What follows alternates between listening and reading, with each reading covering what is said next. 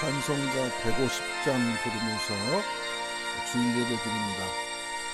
갈보리 산 위에 십자가 섰으니 주가 고난을 당한 표라. 험한 십자가를 내가 사랑하는 주가 보혈을 흘리라. 죄의 승리를 얻기까지 주의 십자가 사랑하리. 빛나며 영원 받기까지 험한 십자가 붙들겠네. 멸시천대받은 주의 십자가에 나의 마음이 끌리도다. 귀한 어린 양이 세상 죄를 지고 험한 십자가 지셨도다. 최후 승리를 얻기까지 주의 십자가 사랑하리. 빛나며 영원 받기까지 험한 십자가 붙들겠네.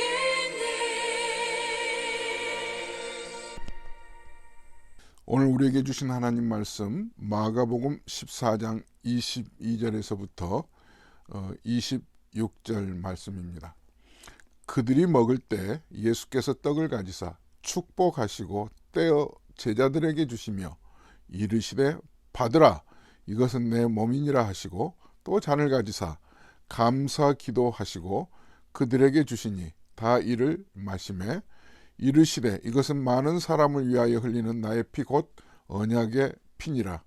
진실로 너희에게 이르노니 내가 포도나무에서 난 것을 하나님 나라에서 새 것으로 마시는 날까지 다시 마시지 아니하리라 하시니라.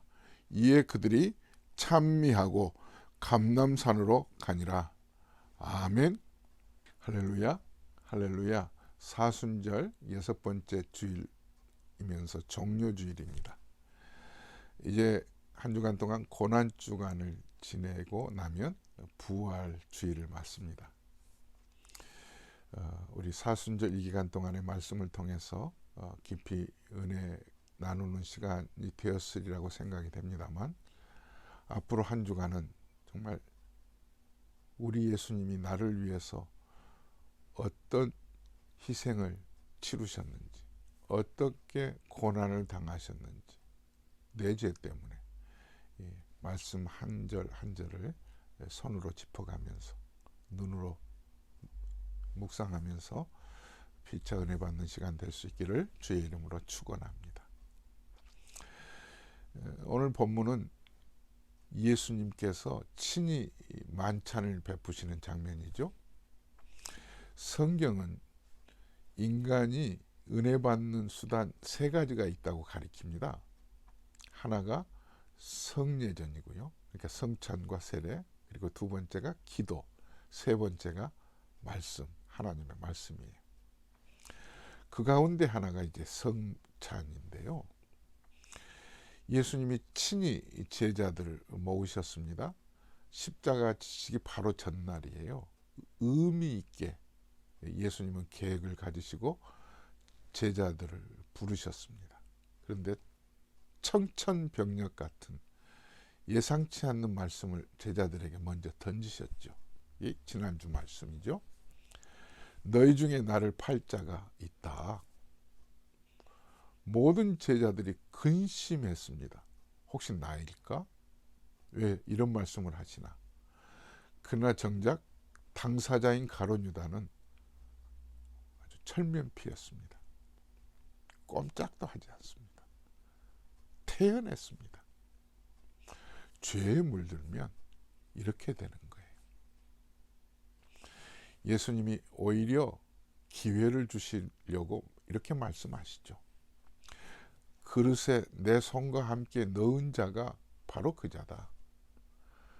가룟 유다가 가까이 있었기 때문에 제일 또렷하게 예수님의 말씀을 들었어요. 바로 너야. 회개해. 그런데 예수님을 팔 기회를 노리고 있었던 이 가룟 유다, 마귀에게 완전히 사로잡힌 겁니다. 마침내 그 기회를 놓쳐버린 이 가룟 유다를 향해서 이렇게 말씀하시죠. 차라리 이 세상에 낳지 않았더라면 좋았을 것을. 정말 듣고 싶지 않는 불행한 말씀이죠. 사랑하는 여러분, 우리 모두가 가룟 유다에게 하신 예수님이 전하신 이 말씀만은 듣지 않고 우리가 살기를 원합니다. 가룟 유다는 마지막 최후의 기회를 놓쳤어요. 이 만찬은 만지는 복음이에요. 만지는 복음. 친히 예수님께서 제정해 주신 예식입니다. 성경에 보면 예배에 대한 예식 같은 건 예수님이 제정해 놓으시지 않아서 우리 장로교회 또 감리교회 혹은 침례교회 여러 교단들이 예배 예식은 다를 수 있습니다만 이 성찬 예식만은 예수님이 제정해 주셨어요. 그만큼 중요한 예식이에요. 고린도전서 11장에 사도 바울이 예수님이 제정해 놓은 예식을 자기가 받았다고 이렇게 쓰고 있죠. 내가 너희에게 전한 것은 주께 받은 것이니. 그러니까 내가는 사도 바울이죠. 그리고 너희에게 전한 것은, 너희는 초대교회 성도들 그리고 우리를 가리키고 있고요. 이 예식은 내가 임의로 정한 것이 아니라 주께서 전해주신 것이다. 주께 받았다는 겁니다. 그래서 이 떡과 잔을 마시는, 이 기념하는 예식을 우리가 말씀을 통해서 같이 나누게 됩니다. 이 성찬은, 이 떡과 잔을 드는 것은 기독교 핵심이죠. 참 복음입니다. 그런데 초대교회에 오해받을 수 있는 귀절이 오늘 본문 22절에 나오죠. 받으라, 이것은 내 몸이니. 이 떡은 예수님의 몸을 상징하고 있죠. 가리키고 있죠. 근데 초대교회 사람들이, 저 사람들은, 기독교인들은 식인종이야, 사람을 먹는데 오해받을 수 있는 기절인데 아니잖아요. 사랑하는 여러분, 이 성찬 예식은 예수님께서 정해주시는 것으로, 죄 없으신 예수님께서 이 땅에, 말씀이 육신이 되어 이 땅에 오셨잖아요. 이 땅에 오셨을 때 오신 목적은 우리 죄를 용서해 주시기 위해서 오신 거잖아요. 내가 온 것은 섬김을 받으려 함이 아니라 도리어 섬기려 하고 많은 사람들의 대속물로 주려 함이니라. 섬기러 오셨어요. 대속물로 주로 오셨어요. 그러니까 예수님은 죄 없는 분이신데 우리 죄값을 치르실 수 있는 분은 그분밖에 없으셨어요. 그래서 이 땅에 오신 거예요. 구약에 보면 예수님의 몸, 떡을 예표로 보여준 사건이 기록되어 있습니다. 기억나시죠? 이스라엘 백성들이 애굽에서 떠나서 광야를 지나 갈 때 굶주려 있을 때 하나님께서 하늘에서 무엇을 내려주셨죠? 만나를 내려주셨어요. 그 만나가 하루를 살게 되는, 그들을, 굶주린 그들을 배불리 먹게 해주는 음식이었어요. 그것은 일시적인 것이었지만 예수님의 몸은 영원한 거예요. 그래서 요한복음 6장에 보니까 나는 참된 양식이라고 그랬어요. 참된 양식, 이 생명의 떡이라고 그러셨고요. 이것을 먹는 자는 영생을 가졌다고 말씀하셨어요. 사랑하는 여러분, 우리가 예수 그리스도를 구주로 나의 주인으로 영접하면 우리가 구원받는 하나님의 백성이 되는 것입니다. 그런데 자칫 오해할 수 있는 것이 있어요. 혹시 떡과 누룩 없는 떡과 이 잔을 마시는 순간에 예수님의 실제 몸과 피가 된다고 하는 신학적인 용어로 화채설을 전하는 사람들이 있어요. 아니에요. 이거는 기념하는 거예요. 상징이에요. 더 나아가서 잘못 생각할 수 있는 것은 예수 믿지 않는 사람도 구원받지 않는 사람들도 이 떡과 잔을 마심으로 인해서 구원에 이를 수 있다라고 생각하는 것은 잘못이에요. 성경에 분명히 이렇게 못을 받고 있죠. 이 예식을 함부로 참여하지 말라. 고린도전서 11장 27절에 누구든지 주의 떡이나 잔을 합당하지 않게 먹고 마시는 자는 주의 몸과 피에 대하여 죄를 짓는 것이니라. 무슨 말씀이죠? 사람이 자기를 살피고 그 후에야 이 떡을 먹고 이 잔을 마실지니 주의 몸을 분별하지 못하고 먹고 마시는 자는 자기의 죄를 먹고 마시는 자니라. 함부로 먹지 말라는 거죠. 함부로 대하지 말라는 거죠. 자기를 살피고. 그러므로 이 예식을 대할 때 우리의 죄인된 몸, 우리가 늘 죄를 먹고 마시는 자들이기 때문에 먼저 용서를 구하고 예수님의 십자가 때문에 내가 구원받은 백성이 되었다는 것을 다시 확인하고 죄 씻음의 은혜를 다시 주님으로부터 회복받으신 그 시간들이 우리에게 있은 후에 우리가 이 예식을 참여할 수가 있습니다. 함부로 먹지 말라는 거죠. 이 떡과 잔을 마시면서 우리가 받는 은혜는 첫째는 연합이에요. 그리스도와 함께 연합된 사실을 우리는 기억해야 됩니다. 이전에는 예수 그리스도와 함께 연합될 수 있는 존재들이 아니었어요. 그러나 그리스도를 통해서 우리는 십자가의 은혜를 입은 모든 성도들이 하나임을 우리는 깨닫게 되는 것입니다.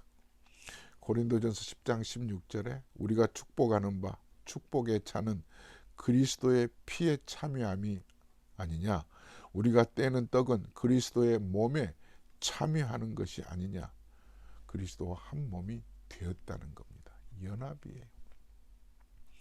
그리고 더 나아가서 우리가 이 몸인 떡과 잔을 마심으로 인해서 우리 모든 성도들이 영생의 기쁨을 우리는 누릴 뿐만 아니라 마지막 날에 우리가 다시 부활할 것을, 부활의 첫 열매가 되심을 우리는 다시 은혜로 입은 것입니다. 요한복음 6장 54절에서부터 보면 내 살을 먹고 내 피를 마시는 자는 영생을 가졌고 마지막 날에 내가 그를 다시 살리리니 내 살은 참된 양식이요 내 피는 참된 음료로다. 아멘.